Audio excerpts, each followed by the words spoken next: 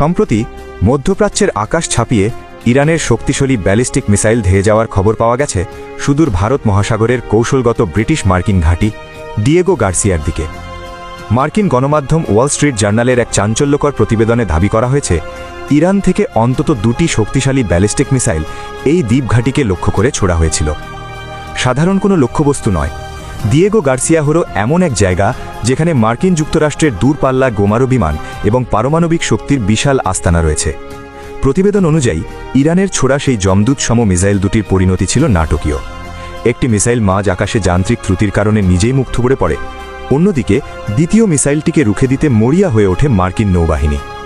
আকাশ প্রতিরক্ষা ব্যবস্থা SM-3 ব্যবহার করে সেটি ধ্বংসের চেষ্টা চালানো হয়। তবে সেই ইন্টারসেপশন সফল হয়েছিল কিনা তা নিয়ে এখনও বিস্তারিত কিছুই জানায়নি।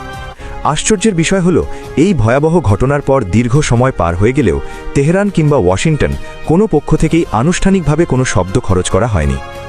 ইরান বা আমেরিকা কেউ যখন দায় স্বীকার বা অস্বীকার করছে না, তখন সমর বিশারদদের কপালে চিন্তার ভাঁজ আরও স্পষ্ট হচ্ছে। যদি এই খবরের সত্যতা নিশ্চিত হয়, তবে তা ইরানের সামরিক সক্ষমতার এক নতুন দিক উন্মোচন করবে। ডিয়েগোসিয়া ঘাঁটিটি ইরান থেকে প্রায় 4000 কিলোমিটার দূরে অবস্থিত।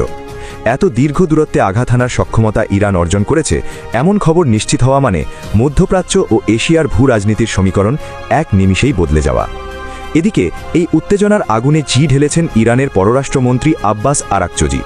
তিনি সরাসরি ব্রিটিশ প্রধানমন্ত্রী কিয়ার স্টারমারের করা সমালোচনা করে বলেছেন, ব্রিটেনের এই যুদ্ধে জড়িয়ে পড়াটা হবে এক ঐতিহাসিক ভুল।